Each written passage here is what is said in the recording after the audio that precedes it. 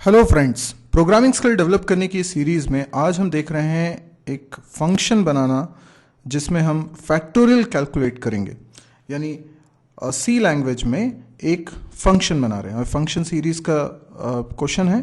तो आइए स्टार्ट करते हैं। सबसे पहले तो जब भी हमें प्रोग्राम बनाना होता है और ख़ास तौर पे जब हम फंक्शंस बना रहे होते हैं तो हम लोगों को ये सोचना होता है कि फंक्शन किस वैरायटी का बना है। और फंक्शन हम जानते हैं 4 वैरायटी के होते हैं। ये 4 वैरायटी कौन कौन सी हैं मैं एक बार रिकॉल करा देता हूँ। सबसे पहले तो टेक्स नथिंग, रिटर्न्स नथिंग। दूसरा होता है टेक्स समथिंग, रिटर्न्स नथिंग। और फिर होता है takes nothing, return something. And last is take something, return something. अब एक फंक्शन को इन चारों तरीके से बनाया जा सकता है। तो यदि मैं फैक्टोरियल कैलकुलेट करने के लिए एक फंक्शन बनाना चाहता हूँ और वो बनाना चाहता हूँ take something, return something nature का, तो फैक्टोरियल क्या होता है ये हमको मालूम है। किसी नंबर का फैक्टोरियल निकालना है तो फंक्शन का रिटर्न टाइप होना चाहिए इंट, क्योंकि फैक्टोरियल का रिजल्ट एक इंटीजर वैल्यू होगी।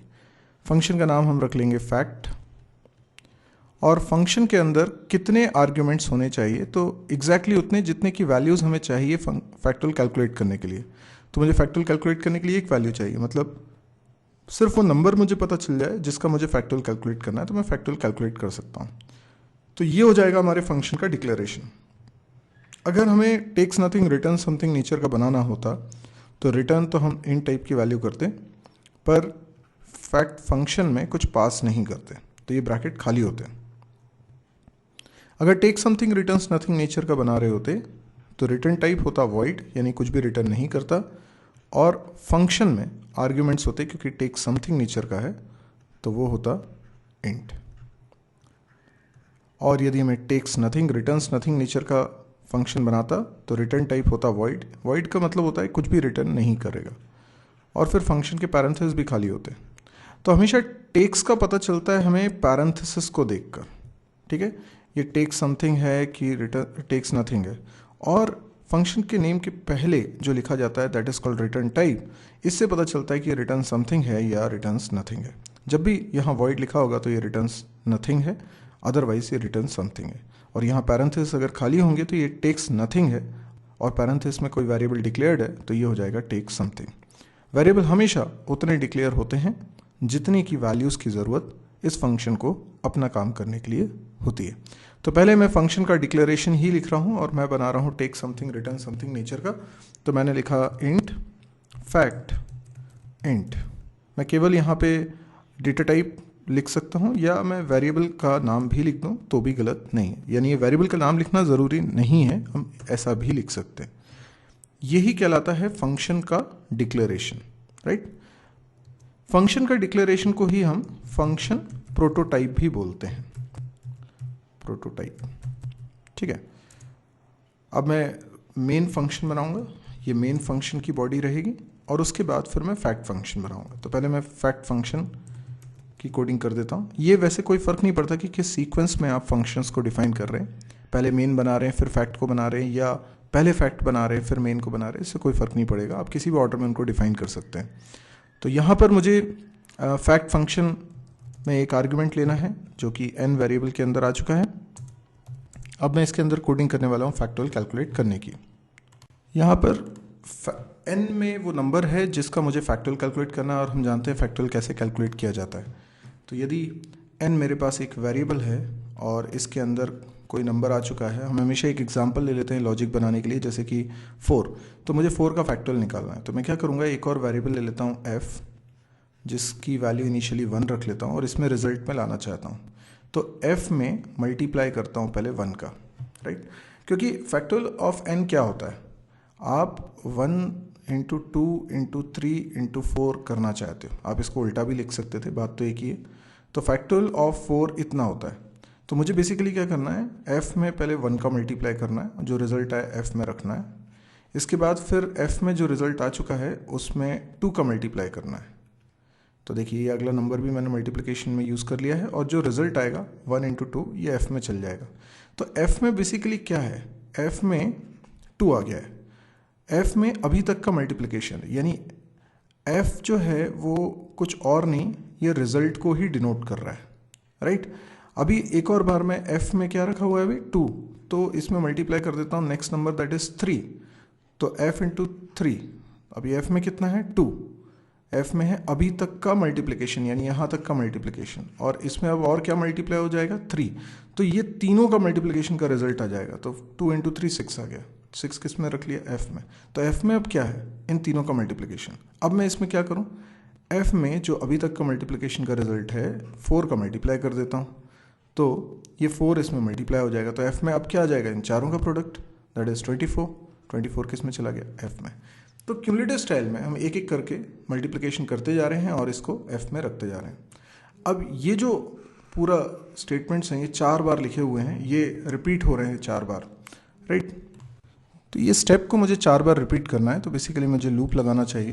तो मैं एक स्टेटमेंट लिख रहा हूँ f असाइन f इंटू आई, ठीक है, और ये स्टेटमेंट को मैं रिपीट कर रहा हूँ। ऑब्वियसली मुझे 2 वेरिएबल्स बनाने पड़ेंगे i और f, और f की वैल्यू शुरुआत में मैंने रख ली है 1। अब मैं लूप चला रहा हूँ फॉर i की वैल्यू 1 से लेकर i less than equal to n तक, ठीक है, और यहाँ पर i प्लस प्लस। अब फॉर की बॉडी में एक ही स्टेटमेंट है, इसलिए मुझे फॉर की बॉडी को करली ब्रैकेट से बनाने की ज़रूरत नहीं है।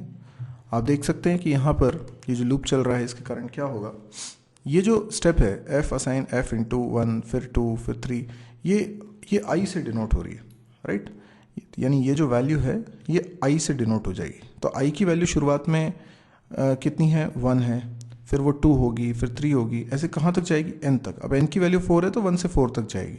तो ये स्टेप हम रिपीट कर रहे हैं। तो ये हमारा मेरे ख्याल से प्रोग्राम आपको समझ में आ गया होगा। अब f के अंदर जब ये लूप ख़त्म होगा तो आ चुका होगा रिजल्ट, और इसी वैल्यू को मैं करा दूंगा रिटर्न। अब इस प्रोग्राम को चला के देखने के लिए ज़रूरी है कि मैं मेन फंक्शन में फैक्ट को कॉल करूं। जैसे मान लीजिए मैंने एक वेरिएबल बनाया x, ठीक है, और x में असाइन करता हूं फैक्ट 4, तो 4 मैंने पास किया है, इसका मतलब 4 का फैक्टोरियल निकाल के दे देगा और x में आ जाएगा। यहाँ पे मैंने लिखा %d और यहाँ पे x की वैल्यू, राइट। अब इस प्रोग्राम को मैं रन करके बताता हूँ आपको, यानी 4 का फैक्टोरियल निकल आएगा। ये देखिए मैंने रन किया, 24 आ रहा है, बिल्कुल सही है। तो अगर मैं 4 नहीं पास करता, मैं 5 पास करता, तो रिजल्ट क्या आ जाता 120। 5 का फैक्टोरियल क्या होता है 120, यस देखिए 120 आ रहा है, ठीक है। अब आप यहाँ पे थोड़ा और अच्छा लिख लेते फैक्टोरियल इज, है ना, तो और बेटर प्रिंट हो रहा है फैक्टोरियल इज 120, राइट।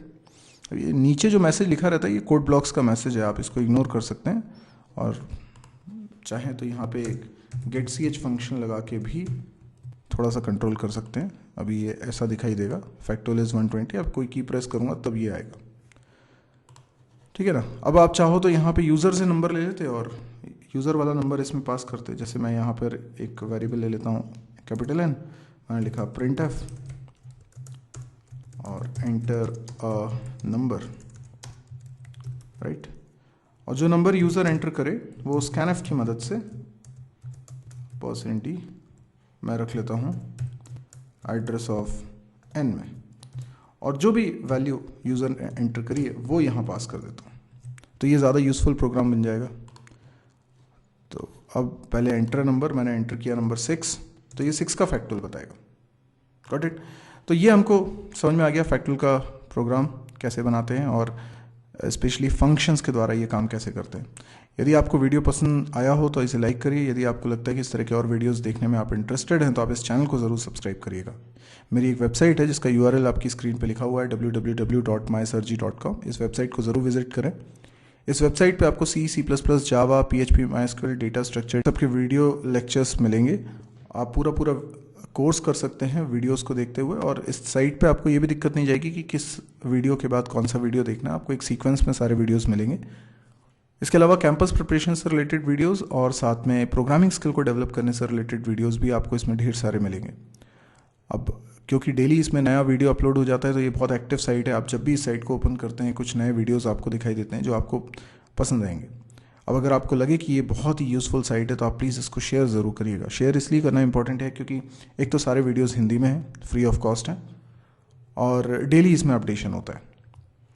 तो बहुत सारे लोग हैं जिनको इस तरह की वीडियोस की खासी ज़रूरत है। जो लोग फाइनेंशियली वीक हैं, जो कोचिंग्स नहीं जा पाते हैं, या फिर वो ऐसी जगह पर रहते हैं जहाँ पे कोचिंग्स अवेलेबल नहीं है, अच्छी पढ़ाई अवेलेबल नहीं है, बुक्स अवेलेबल नहीं है, या ऐसा भी हो सकता है कि इंग्लिश की वजह से वो चीज़ों को ठीक से समझ नहीं पाते हैं। उन सभी लोगों के लिए ये वीडियोस बहुत हेल्पफुल हो सकते हैं। तो प्लीज़ उन लोगों तक इस मदद को पहुंचाइए। मैंने भी इसको फ्री में इसलिए प्रोवाइड कर रहा हूं ताकि ये सब लोगों तक आसानी से पहुंच सके।